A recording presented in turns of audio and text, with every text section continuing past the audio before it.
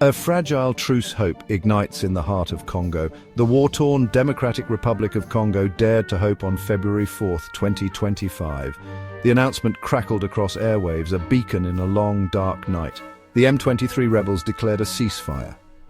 Citing humanitarian reasons, the group, known for its ruthlessness, offered a sliver of peace to a nation teetering on the edge. This unexpected declaration came after weeks of brutal conflict. The M23, with terrifying speed and efficiency, had ripped through Congo's east, culminating in the capture of Goma, a city of 2 million souls. It was a strategic and symbolic victory for the rebels, sending shockwaves across the region and the world. The ceasefire, while fragile, offered a glimmer of hope for a negotiated settlement. It presented a crucial window of opportunity for dialogue and diplomacy, a chance to silence the guns and tend to the gaping wounds of a nation ravaged by conflict. The international community, long accustomed to the cyclical violence plaguing Congo, watched with cautious optimism, hoping that this time peace might find a foothold in the blood-soaked soil. Goma, once a vibrant hub on the shores of Lake Kivu, had become a ghost town, its streets eerily deserted, its soul scarred by the horrors of war. The M23's advance had been relentless, leaving a trail of death and destruction in its wake.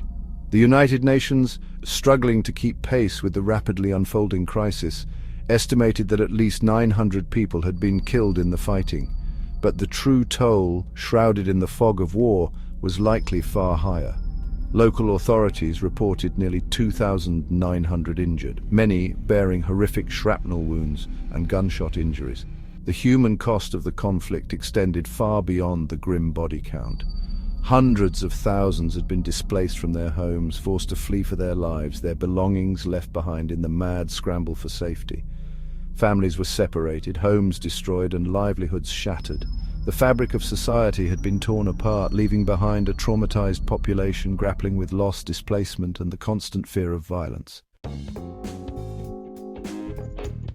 The M23, in announcing their ceasefire, attempted to portray themselves as protectors of the people, their advance a necessary intervention to safeguard civilians and their own positions. They claimed their objective was not to capture territory, but to address long-standing grievances and secure the rights of their people. However, their rhetoric rang hollow against the backdrop of their brutal campaign. Their advance had been marked by widespread reports of human rights abuses, including extrajudicial killings, sexual violence, and the recruitment of child soldiers. The M23's claims of protecting civilians were further undermined by their systematic looting of resources. The Congolese government accused the group of plundering mines and exploiting the country's vast mineral wealth, fueling their insurgency and perpetuating the cycle of conflict. The international community, while cautiously welcoming the ceasefire, remained deeply skeptical of the M23's motives.